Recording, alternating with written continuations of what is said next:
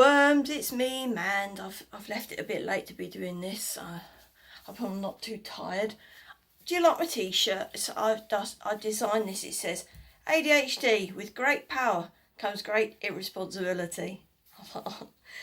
Because, you know, people say about ADHD being a superpower, and I don't know, I've got a lot to say about that, so I thought, you know, this is quite funny. So if you like this design, I've got it on Teespring. If you think you can, have you got any ideas to make this better? I'd like to know, because this is just my first draft of it. This is the sample that I ordered, and you know, it might need a few more bits doing to it or whatever, but there we go. Okay, so what we're going to talk about today is we're going to talk about disability representation in the arts. Now, according to this website here, which is BBC Newsbeat, it's a new report has found LGBT representation at US TV as a high, with nearly 12% of regular characters who are LGBT, up 2.8% from last year. Now, this is great. This is really great. GLAAD did this study. And it's called the Where We Are on TV analysis, which is focused on the overall diversity of shows, focusing on the US. The report examined broadcast TV, which is free, cable TV, which is paid for, and streaming platforms, mentioning popular shows as Sex Education, Euphoria, and Killing Eve for positive breakdown. Now, I'm not going to go into the whole of this, but, you know, gay men have seen a decrease from 5% to 3%. Lesbian characters have been increased. Bisexual have been increased. And so, yeah, LGBT have been increased. And then you scroll down and down and down, and they say, yeah, there's more transgender characters. That's absolutely great as well. There's more non-binary characters, which is great. And they come right down to the bottom, right down to the bottom, right down. And it says that, oh, wait a minute. There we go. Looking at diversity in other areas, GLAAD found regular characters with disabilities fell to 2.8% from 3.5% last year. Right. And then it said about how many series regulars are women. Now, a lot of people get quite uppity about, like, the amount of women in films, the amount of LGBTQ people in films, and I'm glad that's going up. But the fact that disabled people are now being less represented in films and TV is a little bit, it's a bit concerning. And I'm just worried, what is it? Like, are we just not trendy enough? I was like, I know, I've mentioned this before, and I think it is a little bit worrying. It's like, sometimes you see characters and they're either inspirational characters, or they've, you know, tokenistic, or I don't know, ticking boxes, or sometimes you get Down syndrome people as models and things like that, and everyone goes, oh, isn't that nice? But there's a hell of a lot of disabled people that really want jobs and need jobs and are underrepresented and not given the chance. I want to go to drama school, but I don't think I'm going to get I'm either not going to get accepted, or I'm going to get rejected if I am there. I was part of an improv group and I got chucked out there, and I didn't too great in my local drama group either, even though I did really good at the actual acting bit of it. But there's so much other stuff involved, and I'm an artist as well, so I'm in a position now where there's a possible opportunity coming up for me as a sort of workshop facilitator, which I do normally. But they said,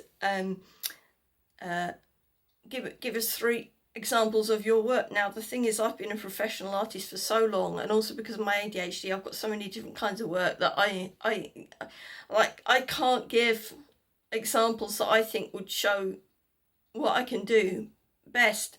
because I haven't got the self-confidence to you know, say what's good and bad. I don't have the peer group around me like I did at university, and I don't know what they want from me. I never know what people want from me. It's and I think that's the thing that's holding people with disabilities and neurodiversity back in the creative industries, is that we just can't network, and we don't know what people want, and we're so hyper focused on certain projects and things like that, or we have so many different diverse projects that we can't find something that is going to relate to an audience. So either we don't put ourselves forward for these things, or we help, or we hold things back that could be useful, or we put things forward that are alienating or just bonkers or whatever it is, and so just get left behind. So yes, please, can we please have some more diversity in the arts and cultural section that includes people with disabilities and people with neurodiversity, because we've got a lot to offer, and I'm actually really good at improv, but I'm just not good at the actual bit of socialising. It sounds kind of reductive, but when I'm on stage I can do it, but the whole ecosystem of relationships and things, I find that quite difficult. And I think a lot of people well, I was described as a diva and things like that, and it's like, can somebody please tell me what I'm doing wrong, because I don't know, you know, and then like they look at me like, you taking the piss, and I'm like, no, I'm not taking the piss, I really genuinely want to know what I'm doing. Such is life. And I worked in the TV industry, and I didn't get on there either, though I was technically really good at some things, and then other things I just lacked the calmness and the professionalism that you need. It's really, really hard, and I often wonder whether I should actually, I can't say whether I should go on with this, because like I can't change careers now, it's too late. And there are a lot of people that they've started careers now, they're disabled and they've started careers, and I don't want them to be in the position that I am in my 50s, where I'm just like, well, that didn't work, and I've spent all that money doing this art degree or that art degree or whatever it is, and it's just been wasted because people have overlooked us because of just our general awkwardness and things, like whether it's a physical awkwardness or whether it's kind of like a perceived social awkwardness or something, you know. Because a lot of neurodiverse people have a certain physicality as well that doesn't come across well. I remember when I was trying to learn ballet at school, and I felt so awkward and fat, and I hid under the desk. I just didn't have that grace, that slimness, that kind of body, the body language, the body image, I guess.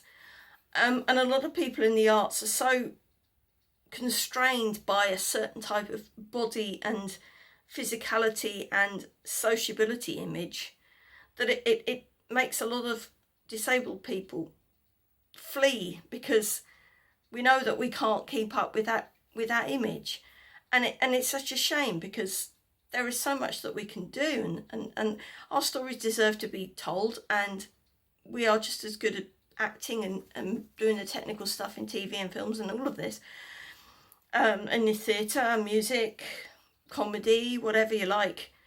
And casting directors need to look past stereotypes, and I am signed up to some casting agency, Universal I think it's called, and they always look for the same kinds of people, you know, 18 to 30, must look like this, you must look like that, and I'm thinking, what a waste, you know. No wonder people turning off in their droves for film and TV, because they don't see themselves represented. And if this is going to be a trend, like it's going to drop and drop and drop every year in favour of other minorities who are more glamorous, then it's doing a disservice to society as a whole. It's doing disservice to the creative and artistic industries, because they're missing out on a lot of really important stories and individuals and talent and, you know, personality, because we do have personalities, believe it or not. And then they're missing out on a potential section of the audience where they need to be represented, and if they're not being represented, they'll go elsewhere. Mainly YouTube, because it seems to be a platform where lots of different minorities and people with protected characteristics are being represented and not anywhere else. So I would really love for, you know, yes, it's great that LGBTQ characters are being better represented. It's great that women are being better represented, but can we please include, you know, this isn't a culture wars thing. You know, disabilities have been around for years and years. It's not something we've just made up. It's not something we've just, you know, concocted on Tumblr. Like some identities, and I'm not saying that they are more or less valid, but disabilities have always been around. It's not a indulgence. It's a necessity. So if you are in the entertainment industry and higher up, then please do consider this, because it's incredibly important. And the more we can be represented, the less chance that there is of horrible things happening, and, you know, being denied services, even disabled people being murdered by their own family, which is another story that I don't want to get into because it's extremely disturbing.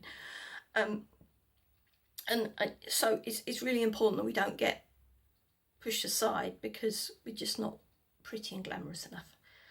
Right, that's all I'm going to say now, and thank you for watching, and I'll be back in the man's cave again soon. I'm going to have a bit tidy up in here. I've got a new unit that's going. It's going to go over there somewhere, so I can put my sewing stuff in there without the cats dragging it around and doing unspeakable things to it. So anyway, yes, please let me know what your feedback is on this t-shirt. I like to design various bits of merch and things like that. I've also got another t-shirt that I've designed with the Feely Day logo on it from the surreal cartoon with cats in, because I love cats. Thank you very much for watching. Please subscribe if you haven't already for more ADHD, disability, LGBTQ rights, etc. I'd like to focus on lots of different minorities, not just personally what I identify with, but anyone that is just being screwed over, really. So yeah, that's great. It's not, like I say, it's not a battle. Taking a piece of pie does not mean taking an extra piece of pie from someone else. There's enough pie to go round, so just, you know, let them eat pie. Let us have our pie and eat it. Well, that's it for now, and I've got some more stories on the go, so actually I've got to go and cook some food now, so I'm off now, and ta-ra then, worms, and I'll see you all later. Bye.